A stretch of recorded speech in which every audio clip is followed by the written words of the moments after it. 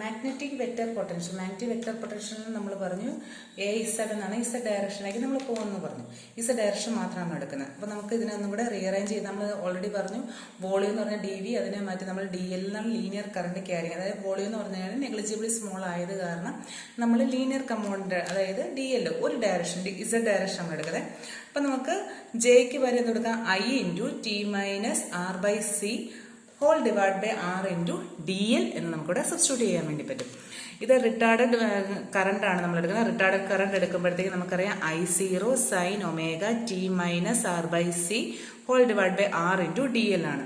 അപ്പം നമുക്ക് എടുക്കുമ്പോഴത്തേക്ക് നമുക്കിനി ഇൻറ്റഗ്രേറ്റ് ചെയ്യണം. ഇൻറ്റഗ്രേറ്റ് ചെയ്യുമ്പോഴത്തേക്ക് എന്താ, വിത്ത് റെസ്പെക്ട് ടു എല്ലിലാണ് നമ്മൾ ഇൻറ്റഗ്രേറ്റ് ചെയ്യണം. അപ്പോൾ എല്ലിൻ്റെ കമ്പോണൻസ് ഒന്നും തന്നെ ഇതിനകത്ത് നമ്മൾ എടുക്കുന്നത്. ഇപ്പോൾ വരുമ്പോഴത്തേക്ക് എന്താ വരുന്നത്, DL കേസ് എടുക്കുമ്പോഴത്തേക്ക് നമ്മൾ എന്താ ഇതിനെ ഇൻറ്റഗ്രേറ്റ് ചെയ്യുമ്പോഴത്തേക്ക് കോൺസ്റ്റന്റ് ആയിട്ടുള്ളതെല്ലാം നമ്മൾ ഔട്ട് സൈഡിലേക്ക് മാറ്റുവാണ് ചെയ്തേക്കുന്നത്. ഇപ്പോൾ കോൺസ്റ്റന്റ് ആയിട്ടുള്ള നമ്മൾ ഔട്ട് സൈഡിലേക്ക് മാറ്റുമ്പോൾ μ/4π നമ്മളിവിടെ എടുത്തു. I0 എന്ന് പറഞ്ഞ കോൺസ്റ്റന്റ് ആണ് നമ്മൾ എടുക്കുന്നത്. സൈൻ്റെ നമ്മൾ എടുക്കുമ്പോഴത്തേക്ക് cos ω t - R/C whole divided by R. DL നമ്മൾ ഇന്റഗ്രേറ്റ് ചെയ്യുമ്പോഴത്തേക്ക് L. ഇതാണ് AZ എന്ന് പറഞ്ഞ് നമ്മളിവിടെ എടുക്കുന്നത്. AZ ഡയറക്ഷൻ ആണ് നമ്മൾ എടുക്കുന്നത്. ഇത് നമ്മൾ എടുക്കുന്നത് റിട്ടാർഡഡ് വെക്റ്റർ കറണ്ട് ആയിരുന്നു നമ്മൾ എടുത്തേക്കുന്ന I0 എന്ന് പറയുന്നത്.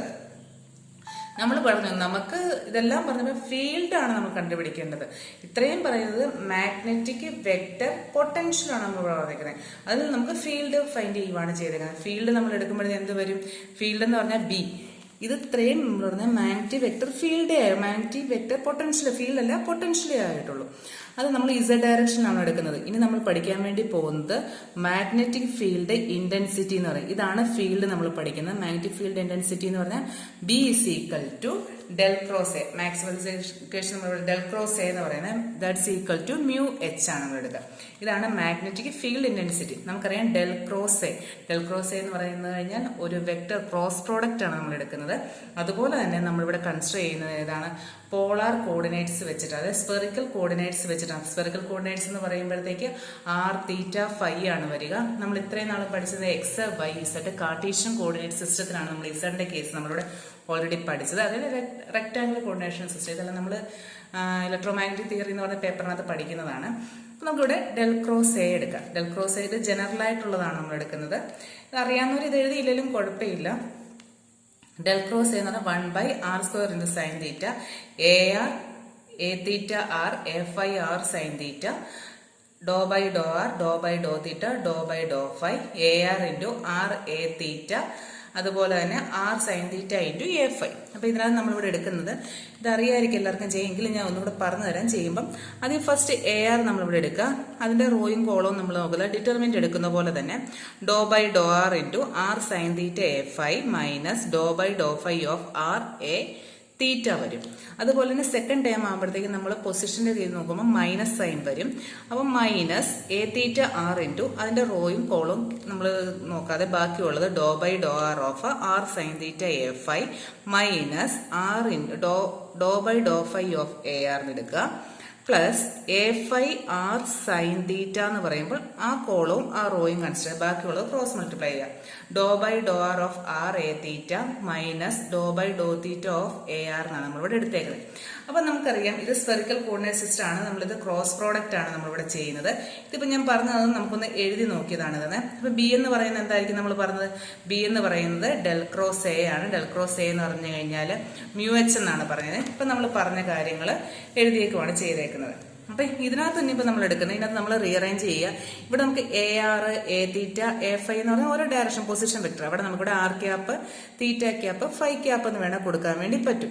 അപ്പം നമ്മളിവിടെ എഴുതുമ്പോഴത്തേക്ക് നമുക്ക് ഇത് ഒന്നും കൂടെ അറേഞ്ച് ചെയ്ത് എഴുതുന്നേ ഉള്ളൂ. ഇനി നമുക്ക് ഇതിനകത്ത് ഏതൊക്കെ ടേംസ് ആണ് ഉള്ളത്, ഏതൊക്കെ ടേംസ് ആണ് ഡിറൈവ് ചെയ്യുമ്പോഴത്തേക്ക് 0 ആകുന്നത്, ആ കണ്ടീഷനാണ് നമ്മൾ കൊടുക്കുന്നത്.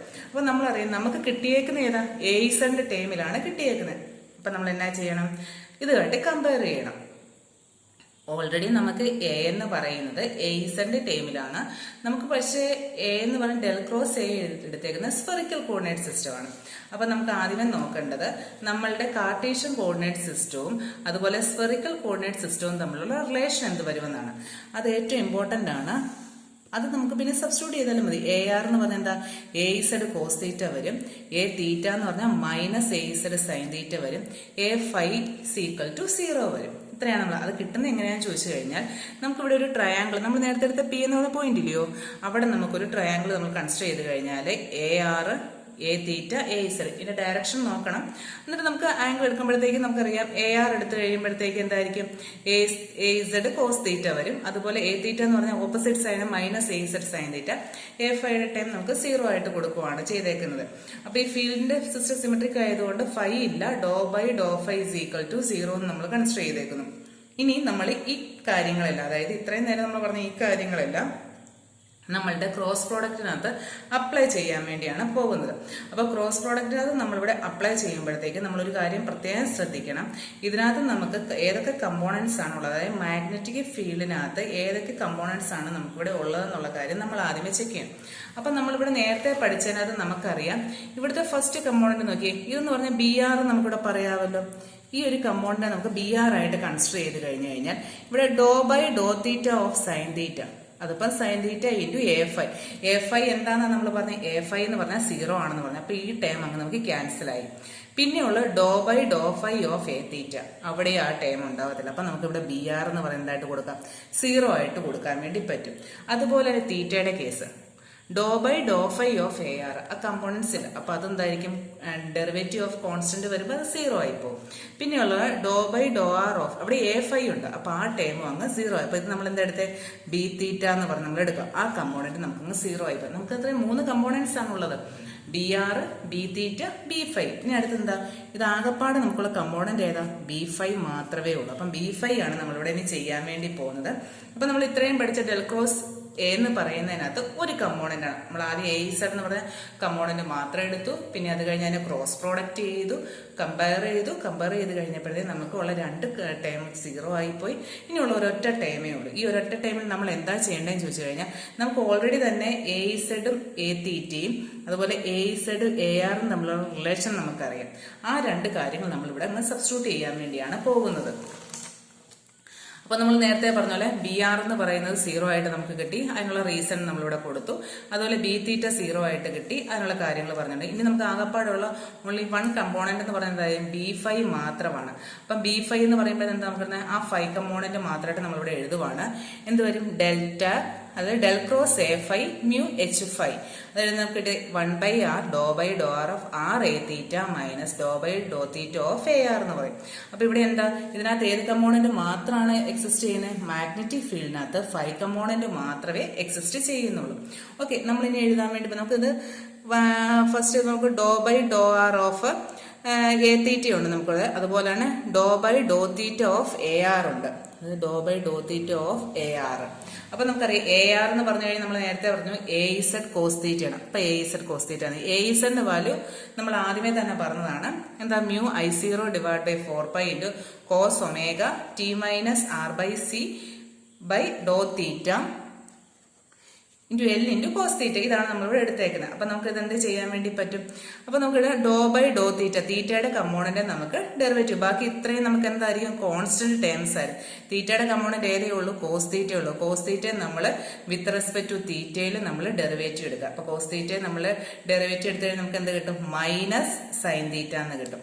അപ്പൊ ഈ ഇക്വേഷൻസ് നമ്മളിവിടെ എഴുതുമ്പോൾ എന്ത് തരും നമുക്ക് minus mu I0 by 4π r into cos omega t minus r by c into L into sin theta. ഇതാണ് നമുക്ക് കിട്ടിയേക്കുന്ന ഇക്വേഷൻ. ഇതിപ്പോ നമ്മൾ ഒരു ടേമേ എടുത്തിട്ടുള്ളൂ, അതായത് second term do by do theta of A r. ഇനി അതുപോലെ നമുക്ക് എന്ത് കണ്ടുപിടിക്കണം, do by do R of R A തീറ്റയാണ് നമ്മളിവിടെ ഫൈൻഡ് ചെയ്യാൻ വേണ്ടി പോകുന്നത്. അതിന് നമ്മൾ എന്താ ചെയ്യേണ്ടത്, എ തീറ്റയുടെ equation in terms of A ഇസഡിൽ നമുക്കറിയാം എന്താ അത് വരിക, ഡോ മൈനസ് എ തീറ്റ, അതായത് മൈനസ് നമുക്ക് എ തീറ്റ ഉണ്ട്, എ തീറ്റയുടെ വരുമ്പോഴത്തേക്ക് ആറുണ്ട്, ആറ് നമ്മൾ കൊടുത്തു, എ തീറ്റയുടെ വരുമ്പോഴത്തേക്ക് minus A Z into sine തീറ്റയാണ് നമ്മളിവിടെ കൊടുക്കുന്നത്. അപ്പൊ എ ഇസഡിന്റെ വാല്യൂ നമ്മളിവിടെ സൈൻ തീറ്റ കോൺസ്റ്റന്റ് ആയതുകൊണ്ട് വെളിയിലെടുത്തു. അതുപോലെ എ ഇസഡിന്റെ വാല്യൂ നമ്മൾ വീണ്ടും ഇവിടെ സബ്സ്റ്റിറ്റ്യൂട്ട് ചെയ്യണം, mu I0 4π r cos omega t minus r by c L r എന്ന് കൊടുത്തു. അപ്പൊ ഇവിടെ ഡോ ബൈ ഡോ ആർ ആണ് നമ്മളിവിടെ കിടക്കുന്നത്. അപ്പൊ നമുക്ക് വേണ്ട നമ്മുടെ ഈ ഒരു ആറും കൂടെ നമുക്ക് വേണമെങ്കിൽ ക്യാൻസൽ ആക്കാമല്ലോ.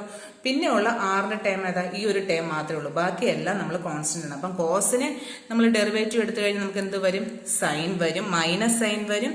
അപ്പൊ minus sine omega T minus R by C. പിന്നെ ടി എ ചെയ്യുമ്പോഴോ നമുക്ക് ടി എ ചെയ്യുമ്പോഴത്തേക്ക് വാല്യൂസ് ഇല്ല, സോ നമുക്ക് 0 കൊടുക്കാം. ബാക്കിയുള്ള ഒമേഗ ആർ ബൈ സി അല്ലേ, അവിടെ വീണ്ടും ആർ നമുക്ക് ചെയ്യേണ്ടതാണ്. അപ്പൊ കോൺസ്റ്റന്റ് എടുക്കാം മൈനസ് ഒമേഗ ബൈ സി. ഈ 3 മൈനസും കൂടെ മൾട്ടിപ്ലൈ ചെയ്ത് കഴിയുമ്പോഴത്തേക്ക് നമുക്ക് ലാസ്റ്റ് ആൻസറിൽ നമുക്കൊരു മൈനസ് വാല്യൂസ് വരും. ആ മൈനസ് വാല്യൂസ് വരുമ്പോഴത്തേക്ക് നമുക്ക് ചെയ്യുമ്പോഴത്തേക്ക് നമുക്ക് ലാസ്റ്റ് കിട്ടുന്ന ആൻസർ എങ്ങനെയായിരിക്കും വരുന്നത്?